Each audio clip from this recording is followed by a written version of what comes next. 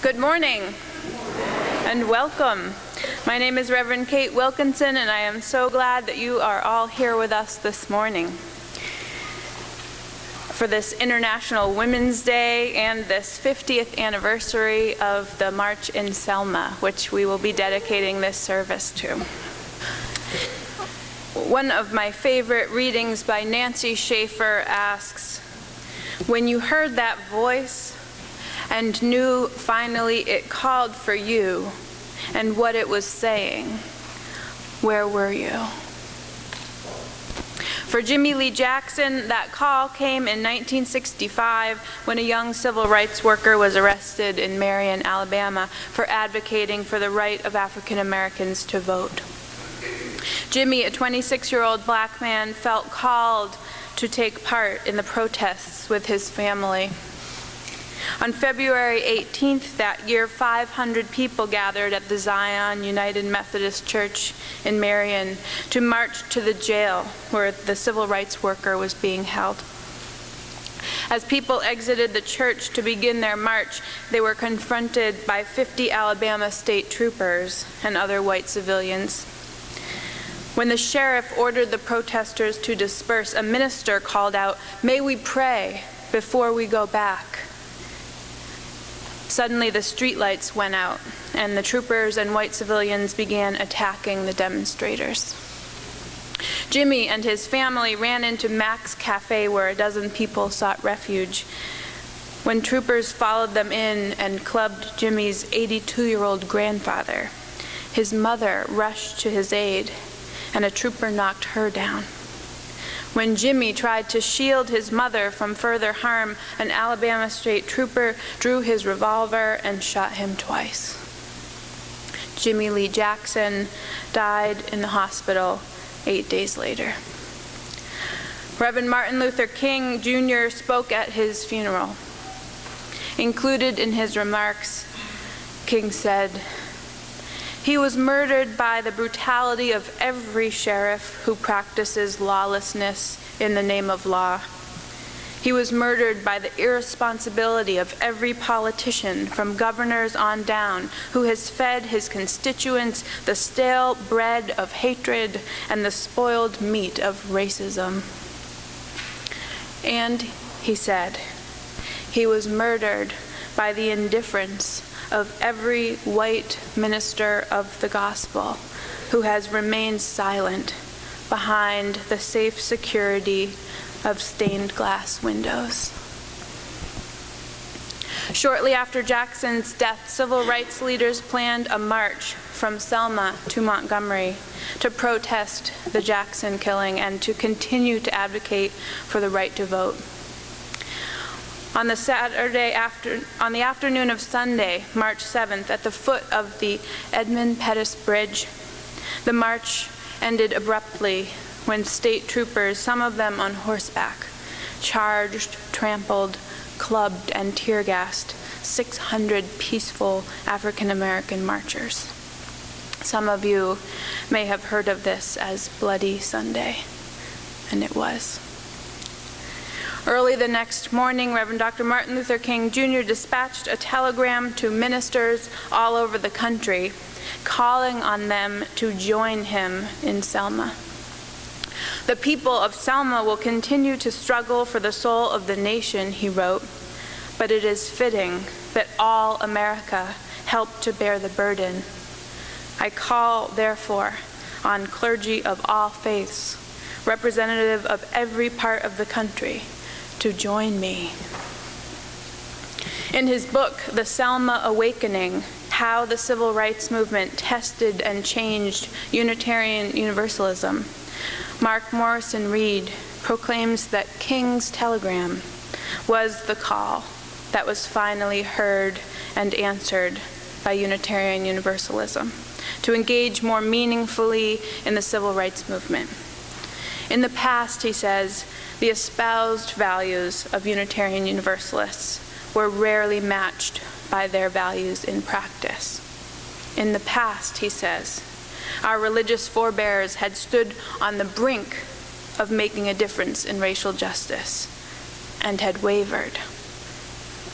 Not this time. So where were they when they heard the call? Reverend Orloff Miller had watched the attack on the TV news the night before.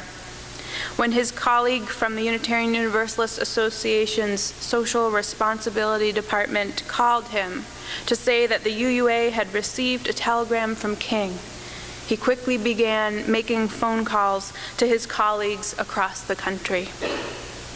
The Reverend James Reeb was in his office in the Boston neighborhood of Roxbury when the call from the UUA came. Reeb, a white American, had forsaken parish ministry to work and live in the African American community in Roxbury. He wanted to go to Selma. After a hectic afternoon, he went home to talk to his wife, Marie Reeb, looking at their 4 children, the youngest still in diapers, questioned why he needed to go. They had walked side by side during the March on Washington in 1963, but having watched the broadcast the night before, she knew this march was different. "It's the kind of fight I believe in," he said. "I want to be part of it." In Berkeley, California, the Reverend Clark Olson was driving his Plymouth Valiant convertible and listening to the noon news when he heard of King's appeal. He wanted to go. He was devastated that he didn't have the money for the airfare to get to Selma. When he arrived home, he found a message waiting. A couple from his congregation had offered to pay his way. Reverend Dave Johnson, who served here as interim minister before me, was another minister who heeded the call. He writes, "Before 2 days were out, approximately 60 UU ministers had made their pilgrimage to Selma, nearly 10% of our active parish ministry. I was utterly proud of our presence, but there was no time for pride. We had come because we had to. We were late, very late, 12 years late. The first voter registration drive was in 1952, he writes. They were beaten into submission, and we did not notice." Now, in Selma, King and the other gathered clergy waited for a federal injunction against the march to be lifted. The energy was building, and finally, they decided to march anyway. 2,500 marchers set forth. At the bridge, they were met by 500 Alabama state troopers. They knelt and prayed, then turned around. Meanwhile, even more clergy began arriving in Selma. Jim Reeb was scheduled to go back home that night, but he decided to stay. After dinner, when Miller, Olson, and Reeb were walking back to the chapel where everyone was gathering, they were attacked by a group of white locals. One of them took a swing at Reeb's head with a club. After the attack, Miller and Olson were left bruised and Reeb dazed. Olson held his friend's hand as James Reeb lapsed into unconsciousness. He never woke up. On Thursday, March 11th, his wife Marie decided to remove life support. President Johnson called to offer his condolences. Martin Luther King called too. And then King asked, "What are the Unitarians going to do? We would understand when you have suffered like this if the UUs want to pack up and go home." Reverend Homer Jack assured him that the UUs weren't going anywhere. That Saturday, the UUA board recessed its meeting in Boston to fly to Alabama to march. That evening, President Johnson heeded his own call, addressing a joint session of Congress to introduce the Voting Rights Bill. He referenced Reverend James Reeb in his opening words. 2 days later, word spread that the federal injunction had been lifted and the 50-mile march from Selma to Montgomery would take place that Sunday. On the final day of the march, among the 30,000 marchers were 500 UU lay people and 250 UU ministers. Volunteering at the march was Viola Liuzzo, a Unitarian Universalist from Detroit. A part-time student at Wayne State University and a wife and mother of 5, Viola had come alone, and despite her family's protest. She too felt called to the cause. Telling her husband why she had to go, she said, "It's everybody's fight. There are just too many people just standing around talking." Viola had been assigned to staff the welcoming table in Selma, greeting new arrivals. After the march, she ferried marchers back from Montgomery to Selma along Route 80. She was heading back to Montgomery to do another shuttle run when a car pulled up beside hers and a gunman shot her in the head, killing her instantly. As Dana Greeley, president of the UUA, prepared to give remarks at a rally at the Brown Chapel after Reeb's death, someone who had been in Selma longer than him sidled up to him and whispered in his ear, "Never mention James Reeb without mentioning Jimmy Lee Jackson in the same breath," he told him. "They are both martyrs, and only to talk of Reeb is to display our own racism." On this International Women's Day, we remember that Viola was a martyr as well. James Reeb was a white minister, but his life was no more important than that of Jimmy Lee Jackson, a service veteran, a church deacon, a father, or that of Viola Liuzzo, a housewife, student, and mother. But Reeb's death did serve to connect our denomination more heartfully to a movement that they had been committed to only tentatively before.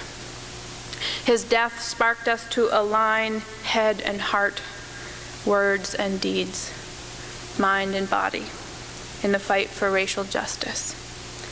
This weekend, thousands of Unitarian Universalists returned to Selma to mark the 50th anniversary.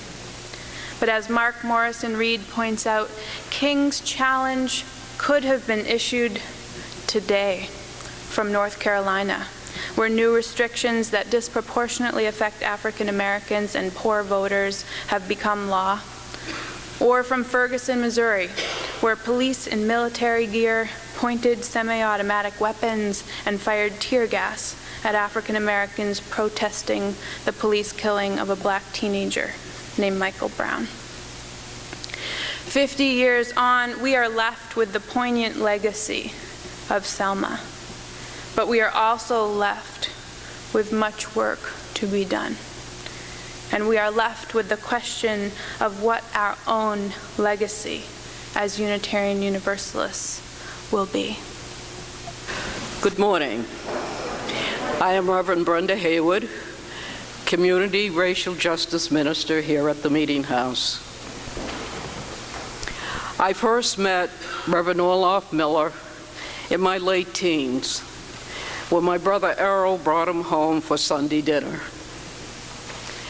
That Sunday dinner invitation was the beginning of a very close Miller-Haywood family bond, which led into numerous discussions regarding racial injustice and sharing viewpoints on Baptist and Unitarian Universalist traditions. Our family bond and vivid discussions still exist today. Although the Miller family now resides in Germany on the west bank of the Rhine River, from those very early years, Reverend Orloff became my mentor, and our relationship has grown deeper and more spiritually when I entered Unitarian Universalist tradition. This week, Reverend Miller advanced in years has left his home in Germany to once again answer the call to justice in Selma. Today, in just a few more hours, Reverend Orloff Miller and son Rick will join thousands of Selma marchers for the 50th anniversary of the Selma Montgomery Voting Rights March across the bridge.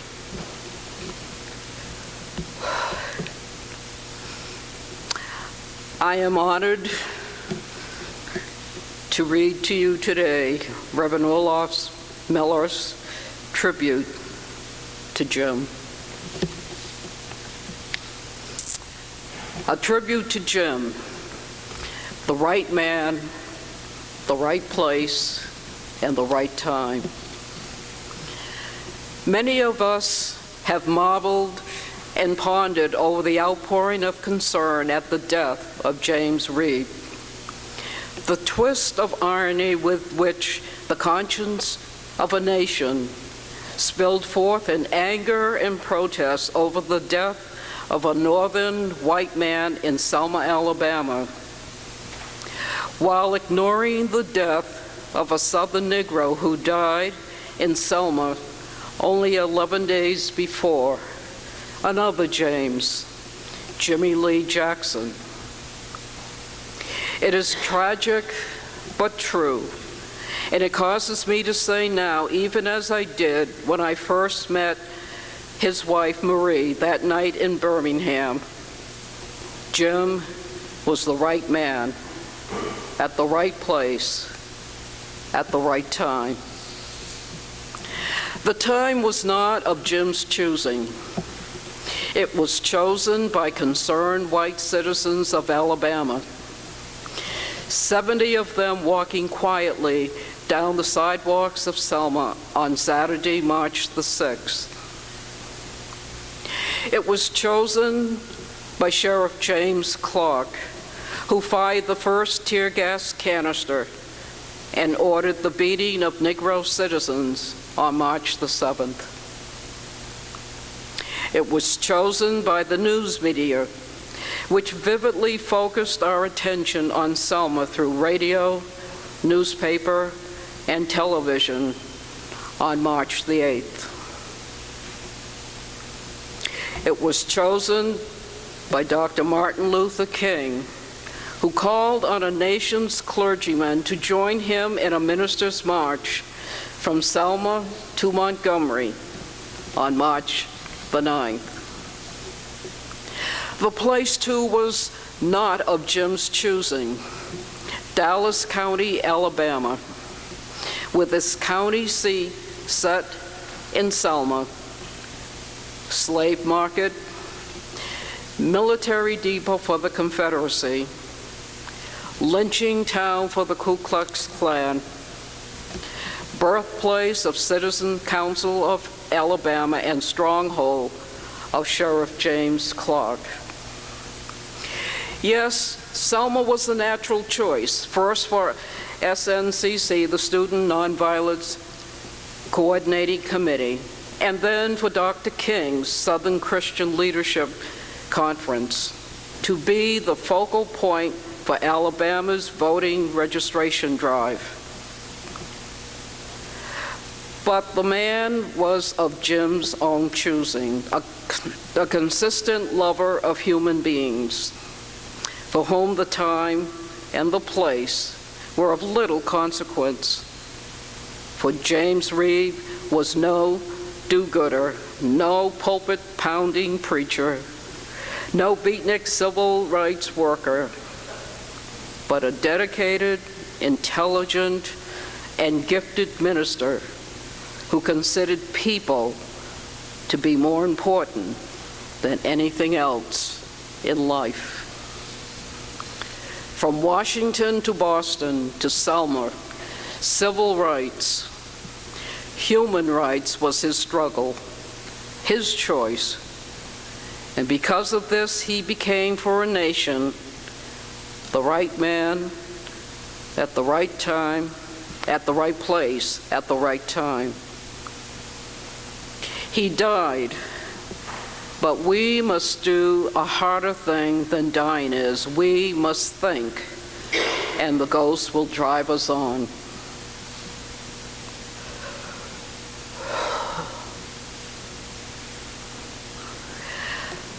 My fellow ministers, for good or ill, the religion that James Reed professed and acted upon was identified as Unitarian Universalist. Whether we like it or not, liberal religion has once again been thrust into the spotlight as a religion of action.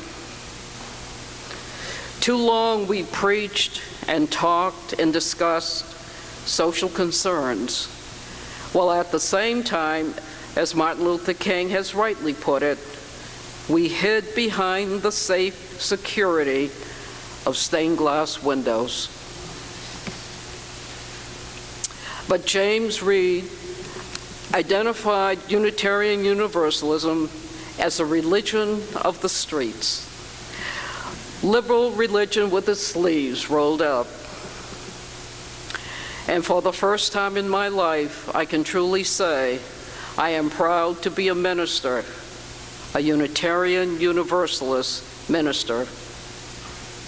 It is true and tragic that Jim felt he could find no parish among the Unitarian Universalists where his religion of concern for the inner city could find total expression.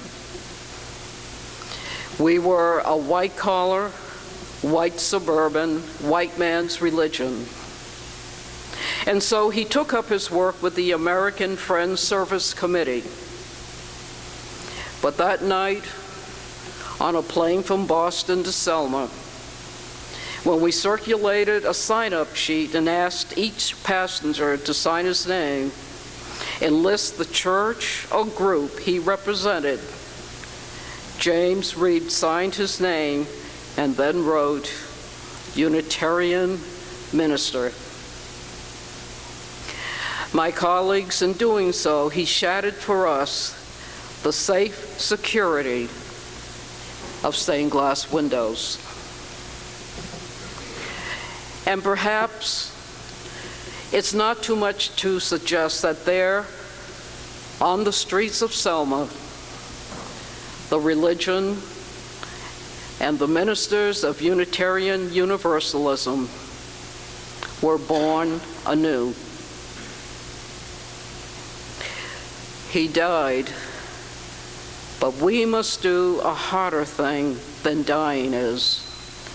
We must think and act, and the ghost will drive us on.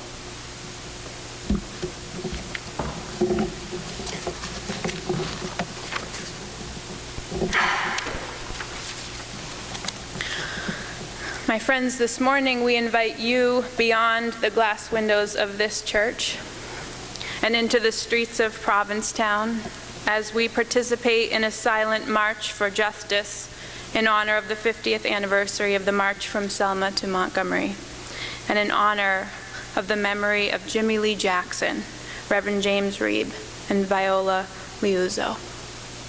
This morning we invite you to align your values and your actions to literally walk the talk of racial justice with a public display of our commitment. The UU Meeting House Board of Directors has answered this call and will be delaying this afternoon's board meeting while we participate in this walk for justice. I hope you'll join them after coffee hour. We will meet in front of Town Hall at 1 p.m. for a short walk, and we have invited members of the other Provincetown churches and the community at large to join us. Of course, when we originally planned this walk for March 8th, we did not anticipate that there would be this much snow on the sidewalks. But we do have a permit for this march. All they had to see was the name Reverend Brenda Haywood, and they said, sure, go ahead. So let's take to the streets. And you are invited to make signs during coffee hour. There's a table there to write your messages of hope, love, and justice. And now, won't you join me in singing Sia Hamba? We are marching in the light of God. The choir will sing one verse, and then we will join them. Please rise as you are able.